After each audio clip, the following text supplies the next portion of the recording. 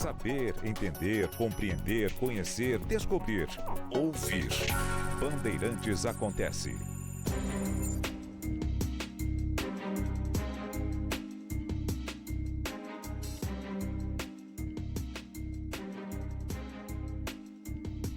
Hoje o presidente Lula falou sobre Banco Central, sobre o Galípolo e acabou se referindo à possibilidade de elevação da taxa de juros, né?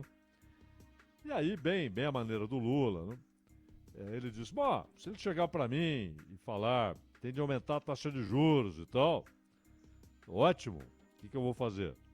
Na verdade, essa cena do Galípolo chegando para o presidente, procurando o presidente para informar que terá de aumentar a taxa de juros, não, isso é irreal, né?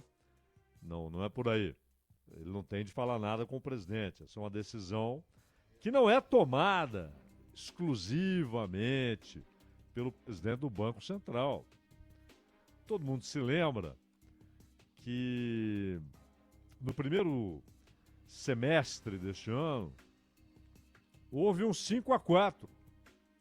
Ou seja, se um daqueles votos favoráveis à manutenção da Selic em 10,5 migrasse para o grupo que defendia uma redução para 10,25, um apenas tivesse feito isso, e o Campos Neto teria sido derrotado em sua posição. Não é porque ele é presidente do Banco Central que a posição dele se torna a posição do Banco Central.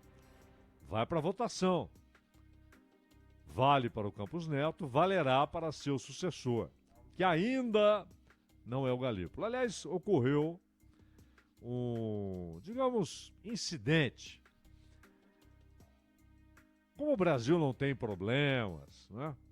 Não há nada muito sério para preocupar o Congresso Nacional, o governo, está tudo bem. E a única questão é como gastar o fundo soberano, né? Enfim, como nossa situação é idêntica à da Noruega, não há problemas, então eles ficaram preocupados, chateados, amuados, aborrecidos, emburrados, porque nem o Haddad, nem algum assessor do presidente, ninguém ligou para o presidente do Senado, Rodrigo Pacheco. O Padilha poderia ter feito isso, como ministro das Relações Institucionais. Mas o adequado teria sido o Haddad, né? Porque é um assunto diretamente ligado a uma indicação dele. Para dizer, o Pacheco, presidente Pacheco, não sei como se tratam ali em conversas informais, nós vamos indicar o Galípolo para a presidência do Banco Central. É muito importante, claro, esperamos que haja celeridade no Senado, mas estamos comunicando. Isso não ocorreu. E normalmente ocorre. Ficaram emburrados. E agora disseram o seguinte: seguirá o rito normal. Ninguém vai acelerar a tramitação daquele processo que leva à votação como ato que encerra a avaliação pelo Senado. Não haverá. Por quê? A ideia do governo é que ele fosse aprovado até 10 de setembro. E, portanto, já na próxima reunião do Copom, estivesse ele no comando ali do Banco Central. E, de qualquer maneira, tudo isso mostra, tanto a declaração do Lula, quanto essa reação emburradinha do Senado, assim como as discussões no próprio mercado de ações, mercado de câmbio, mercado de especulações, a individualização do que é institucional. Fica parecendo que o Banco Central pode se modificar radicalmente, ou significativamente, pelo menos, porque saiu um presidente do Banco Central e entrou outro. Como se ali o sujeito fosse o soberano e determinasse de maneira incondicional, incontestável, o rumo que o Banco Central deve tomar na hora de determinar depósitos compulsórios, na hora de decidir se haverá ou não oferta de dólares, quando o dólar começa a ter uma relação incômoda com o real. Vamos ofertar dólar, essa é uma decisão do Banco Central. Mas não é uma decisão exclusiva do presidente do Banco Central. Nem pode ser. Seria dar a alguém, a uma única pessoa, um poder formidável sobre acontecimentos que têm N consequências na economia do país. Na produção, no consumo. E, claro, também não é decisão exclusiva do presidente do Banco Central determinar a taxa básica de juros. Não é. Ele tem a opinião dele, ele vota, mas ele pode perder a disputa ali na votação. A última reunião não, foi unânime e tal. E ali já era o Galípolo tentando mandar um recado para os senhores do mercado financeiro e para, claro, o capital financeiro. Dizendo basicamente o seguinte: fiquem tranquilos, não tenho metas diferentes das do Roberto Campos Neto, e sempre que necessário, nós teremos como meta exclusiva enfrentar pressões inflacionárias. O Campos Neto não precisa dizer essas coisas. Ele é de casa, não é? Então, o mercado financeiro e os senhores do mercado financeiro, o capital financeiro, deles, o Roberto Campos Neto é conhecido e não tem de ficar provando que vai agir assim ou assado. Nunca tomou uma posição que contrariasse o mercado financeiro. Já o Galípolo, ele entra no jogo num momento delicado. Por quê? O Lula criticando abertamente o Roberto Campos Neto, responsabilizando o Roberto Campos Neto pela decisão de se interromper a descida da Selic. E repito, não é uma decisão individual. Mas esse é um recurso muito comum na política. Você individualiza o alvo da crítica ou do elogio. E isso foi feito. O Roberto Campos Neto, já dissemos aqui várias vezes, ele é um soldado. Mas ele não é um soldado do Banco Central, um soldado da causa pública. Ele é um soldado de uma visão de economia política, muito mais do que política econômica, a respeito de quem deve se assenhorar da riqueza nacional e até do orçamento público. Porque esse é o grande jogo. Esse é o principal jogo no campeonato da disputa pela apropriação da riqueza produzida pelo país. Há uma brutal transferência de riqueza para o capital financeiro, para os extremamente ricos, por intermédio de decisões do Banco Central. Essas reações do governo, elas tinham um princípio correto. Não há elementos econômicos que justifiquem uma taxa de juros tão alta.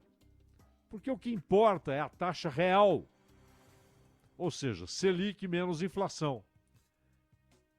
A mais simples das contas, Selic menos inflação, é igual à taxa real de juros. Não é a taxa ideal, não é a taxa neutra, que é aquela que nem incentiva consumo, nem produz quadro recessivo. Mas essa taxa neutra, ela é mera teoria. Ela serve para embates acadêmicos.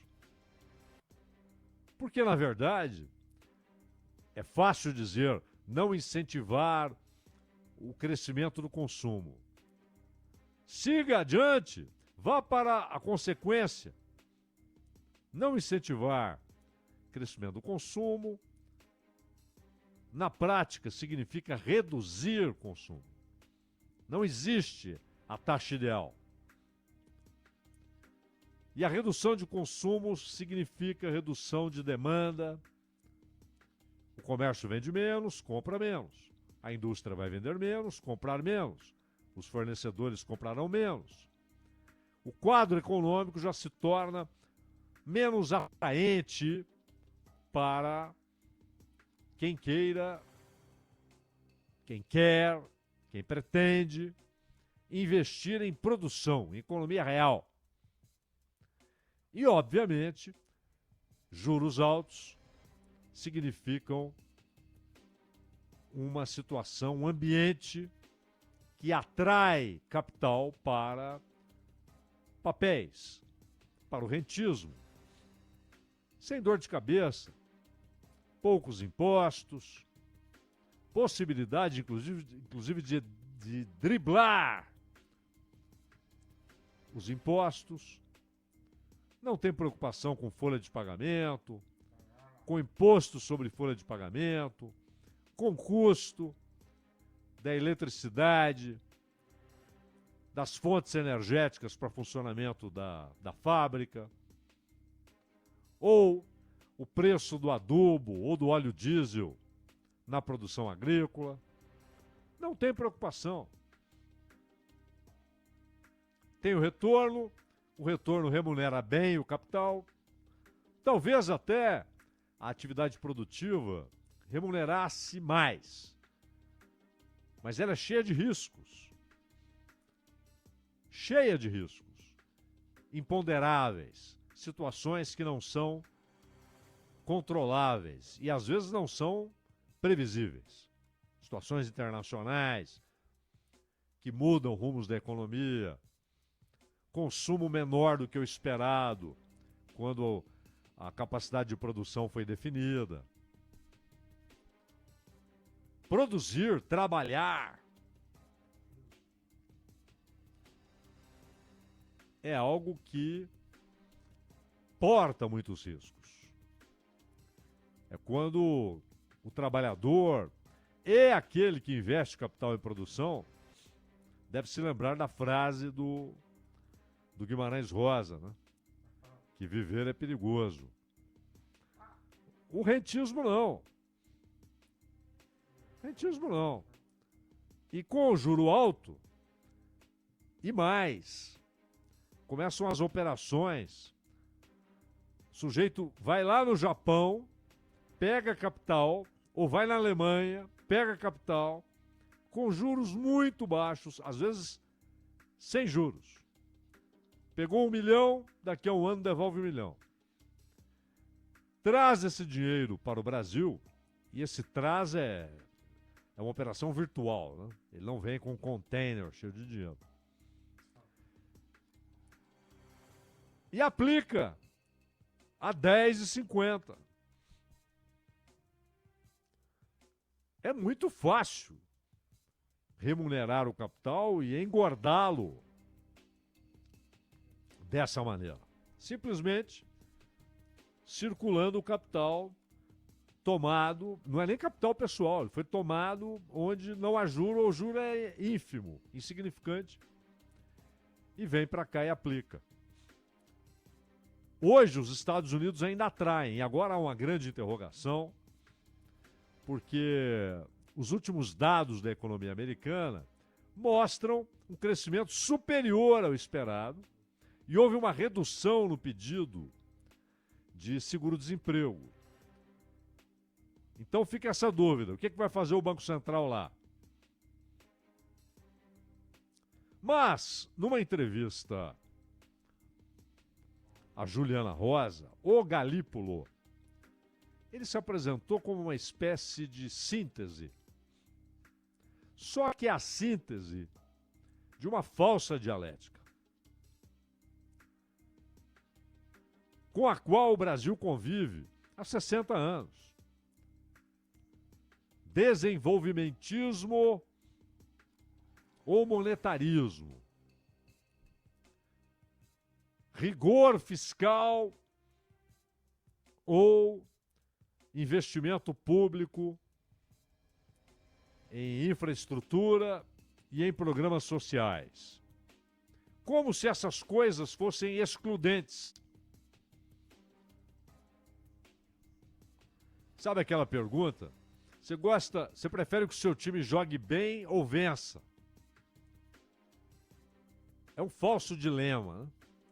Porque se ele jogar bem, a chance de vencer é maior.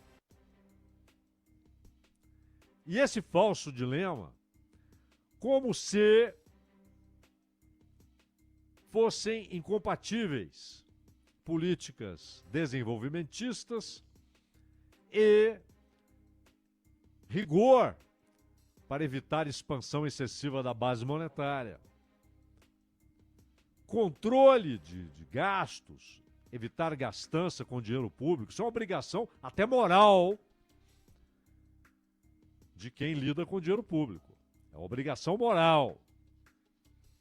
Mas como se isso, esse rigor, que repito, é uma obrigação moral, fosse incompatível com investimentos em infraestrutura, ali onde a iniciativa privada não vai, só vai depois que o Estado abre as portas, faz o investimento inicial.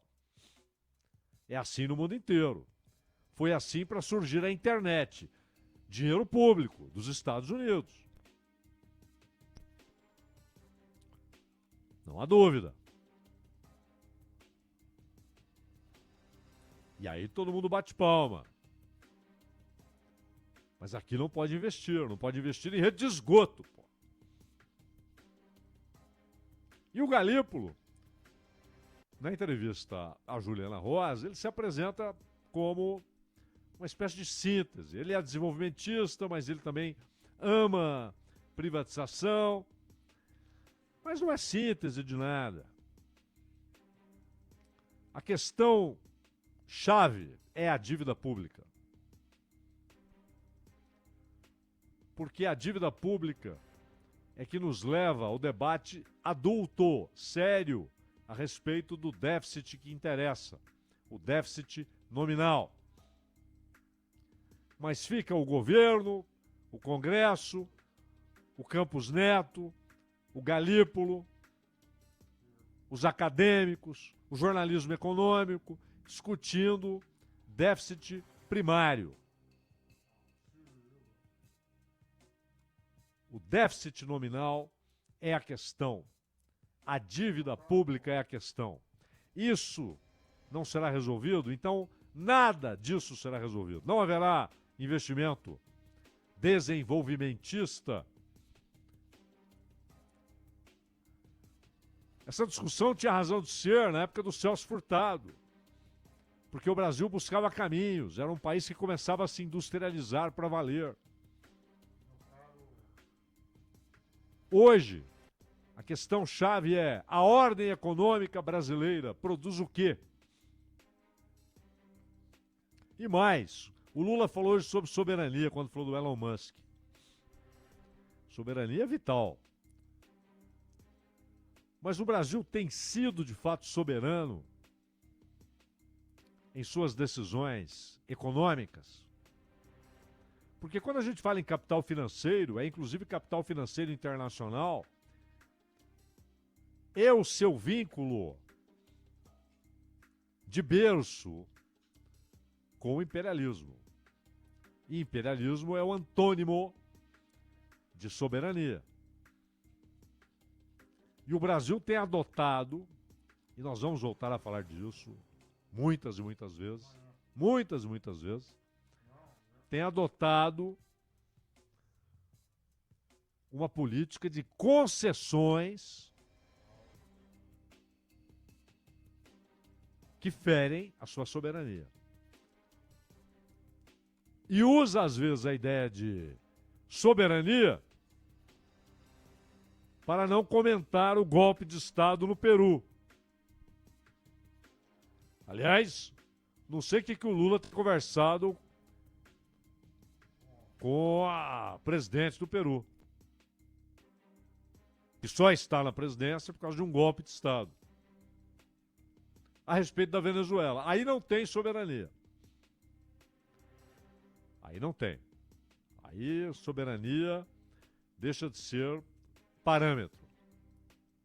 Mas é preciso garantir a soberania aqui, começando pela política econômica e pela apropriação pelo povo da riqueza produzida pelo povo. Pois essa riqueza tem sido drenada fortemente para o grande capital financeiro, inclusive por intermédio do Banco Central. Sai Roberto Campos Neto, entra Galípolo. Isso mudará, meu caro Ronald Gimenez? Este é o Bandeirantes Acontece. Daqui a pouco o tema de abertura ficará disponibilizado para você nas nossas redes sociais. Atualizando para você, após